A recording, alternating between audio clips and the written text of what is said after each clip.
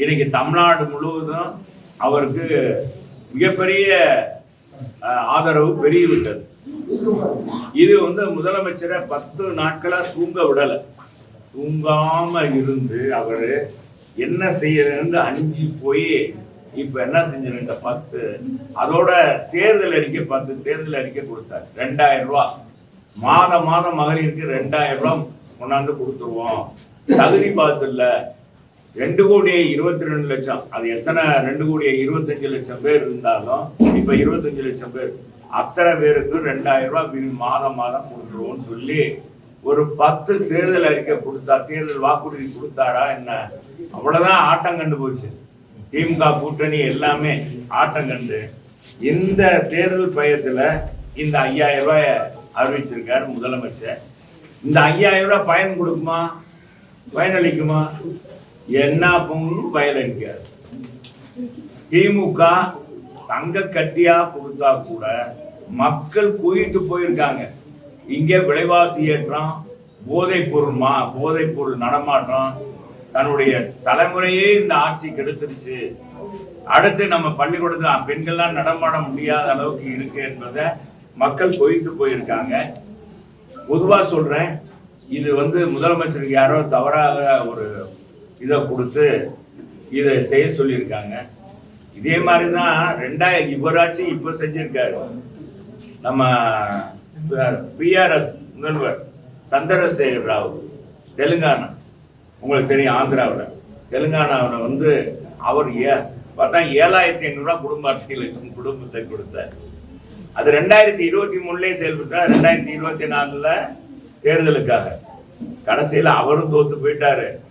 நிறைய இடங்கள்ல அவர் கட்சி டெபாசிட் இழந்து போச்சு. சரி, இது மட்டுமா?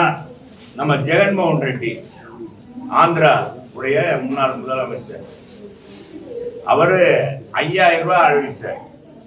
5000 ரூபாய் கொடுக்க இன்னைக்கு அவர் எதிர்கட்சி தலைவராக கூட வர முடியும். ஆக பணம் வருது. மக்களை பொறுத்தளவுக்கு இது அவங்களுக்கு தெரியும். இந்த நேரத்தில் அவர் கொடுக்குறாருன்னா இது வரைக்கும் ஒண்ணுமே செய்யல. 5 பைசா எந்த இதுவும் வரல. இது என்னடா நான் கோடைகால சிறப்பு ஜோக்கா சொல்றாரப்பா, சிரிக்கிறதா வருது. 3 மாசத்துக்கு அட்வான்ஸா தொகை கொடுக்குறாராம். அட்வான்ஸா 3 மாத பணத்தையும் இப்ப போட்டுறாராம். அது கோடைகால சிறப்பு நிதியா. மாணவர்களுக்கு தான் கோடைகால சிறப்பு பயிற்சி கொடுப்பாங்க, எங்கேயாச்சும் கூட்டிட்டு போவாங்க. நம்ம முதலமைச்சர் யாரோ ஒரு கான்செப்ட சொல்லி இதெல்லாம் அறிவிச்சு இன்னைக்கு அது நகைச்சுவை மாதிரி ஆகி போயிட்டு. என்ன பாருங்க, 3 மாசத்துக்கு அட்வான்ஸா போட்டுறாங்க, 2 மாசத்துக்கு ஊக்கத்தொகை 5000 ரூபாய். ஏப்பா நாங்க கேட்கிறோம், இதே மக்கள் தான். மக்கள் ஒவ்வொரு பொங்கலுக்கும் ஏதாச்சும் நீங்க கொடுத்துருக்கலாம்னு. எடப்பாடி 2500 ரூபாய் கொடுக்கும் போது கொடுத்தாரு. அப்ப நீங்க தானே 5000 ரூபாய் கொடுக்க சொன்னீங்க. நீங்க வந்த உடனே ஒரு 1000 ரூபாய், 500 ரூபாய் வரும், 100 ரூபாய் கொடுத்துருக்கலாம். உழுவுன வெள்ளத்தை தான் கொடுத்தீங்க அப்படின்னு மக்கள் கேட்கிறாங்க. விலைவாசியை கட்டுப்படுத்திருக்கலாம், போதை இல்லாம மாநிலமாக தமிழகத்தை மாற்றிருக்கலாம், சட்ட ஒழுங்கை காப்பாற்றிருக்கலாம். எல்லாத்திலையும் விட்டுட்டு இன்னைக்கு அரசு ஊழியர்களையும் அவங்களுக்கெல்லாம் சம்பளம் போடுறதுக்கு காசு இல்லைன்னு சொல்லிட்டு, பணி நிரந்தரம் செய்ய காசு இல்லைன்னு சொல்லிட்டு இன்னைக்கு இது செஞ்சா மக்கள் என்ன நினைப்பாங்க? அதைத்தான் நானும் சொல்றேன். என்னதான் தங்க கட்டியா கொடுத்தா கூட திமுகவை இனி ஆட்சியில் அமர்த்த மாட்டார்கள். ஆமா, மறந்து கூட செய்ய மாட்டாங்க. ஆமாப்பா, என்ன நினைச்சீங்க? இப்ப நீங்க உங்களை பார்த்து பயந்து சொல்லலாம் கொடுத்துருக்கேன். நீங்க இப்ப நான் அது சொன்னா நீங்க இதெல்லாம் நீங்க இதெல்லாம் பண்ணிட்டு பிரேக் நியூஸ் அதை போடுவீங்க. நான் அதுக்கே போக மாட்டேன். இதுதான் எங்களுக்கு வேண்டியது டைரக்ட் ஃபைட். நாங்க அவங்களோட தான். இப்ப உலக சுற்றுவாய்கள்ல தலைவர் எல்லாத்தையும் அடிச்சு காலி பண்ணிடுவார். அது மாதிரி எடப்பாடி எல்லாத்தையும் காலி பண்ணிட்டு கடைசியில புத்த பிச்சு இது பார்த்தீங்களா, புத்த பிச்சு இதுல நம்ம நம்பியார் வருவாரு. நம்பியார் அவரோட பல்ல கோர்த்து அப்படி நிற்பார். அப்படி அந்த புத்த பிச்சு அந்த இதை எடுக்கிறதுக்கு, அந்த பொக்கிஷ எடுக்கிறதுக்காக வருவார். அந்த பொக்கிஷ எடுக்கும்போது புரட்சி தலைவர் அங்க அவர்கிட்ட அடி வாங்கிட்டு வெளியே அவரை துவச்சு எடுத்துருவாரு. இன்னைக்கு திமுகவை துவச்சு எடுத்து விட்டாரு எங்க எடப்பாடியார். புரட்சி தலைவர் நம்பியாரை துவச்சு எடுத்த மாதிரி, உலக சுற்றுவாரில துவச்சு எடுத்த மாதிரி எடுத்து விட்டாரு. அதனால திமுக அரண்டு போய் இந்த 5000 ரூபாய என்னங்க வரலாம், என்னங்க புதுசா இருக்கு. இப்போ எதுவும் மாதிரி இல்லாம இது புது மாதிரியா இருக்கு.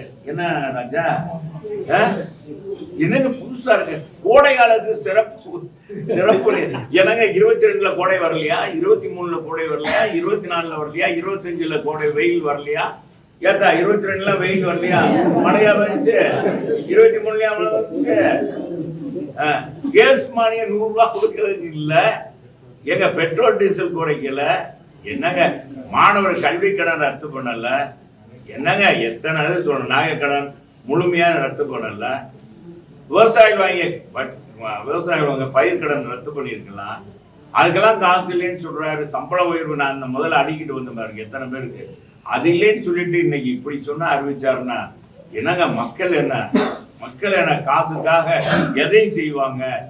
மக்களை ஏமாற்றிடலாம் நினைச்சா முடியுமா? மக்கள், தமிழக மக்கள் உபரமானவங்க, ரொம்ப வச்சு செய்வாங்க. இது அரசாங்க காசு, இவர் காசுல இல்ல.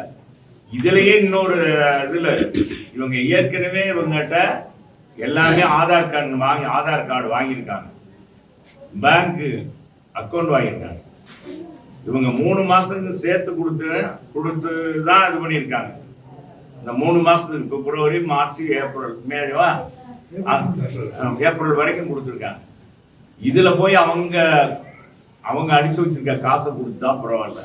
மக்களுடைய வரி பணத்தை கொண்டு போய் தூக்கி கொடுத்து ஊரா விட்டு பிள்ளையே என் மட்டும் நெய்யே என்ன சொல்லுவாங்க, ஊரா விட்டு பிள்ளையே ஊரா விட்டு நெய்யே என் முதல் நாள் ஆர்ப்பாட்டம், மத்திய அரசு நிதி தரன்னு ஆர்ப்பாட்டம், 5000 ரூபாய் அறிவிச்சிருக்காங்க. அதான் நாடகம் தான். திமுக எத்தனையோ நாடகம் நடத்துது. அவங்க கூட்டணி கட்சிக்காரவங்க இதுல கான்சர் இந்த இதை ஏத்துக்கிறாங்களா? என்னப்பா முதல் நாள் தான்ப்பா நம்ம ஆர்ப்பாட்டம் பண்ணோம்னா, 2ஆம் நாள் இப்படி நம்ம முதலமைச்சர் நம்மகிட்ட கூட சொல்லலை, இப்படி அறிவிச்சிருக்காரு அப்படின்ட்டு நினைப்பாங்களா, நினைக்க மாட்டாங்களா? சரி, இந்த கம்யூனிஸ்டுகள்லாம் போராட்டம் பண்ணிட்டு இருந்தாங்களே, ஊதிய உயர்வு வேணும்னு சொன்னாங்க இல்லையா, பேருக்கு ஒப்புக்கு. ஆனா அவங்க இப்ப என்ன நினைப்பாங்க, இதுக்கு பணம் கொடுத்துருக்காரு, அதுக்கு ஏன் பணம் கொடுக்கலன்னு கேட்பாங்கல்ல. இப்ப அவங்களுக்கு எல்லாம் சம்பளம் கொடுத்துருவாரு, உயர்வு கொடுத்துருவாரா?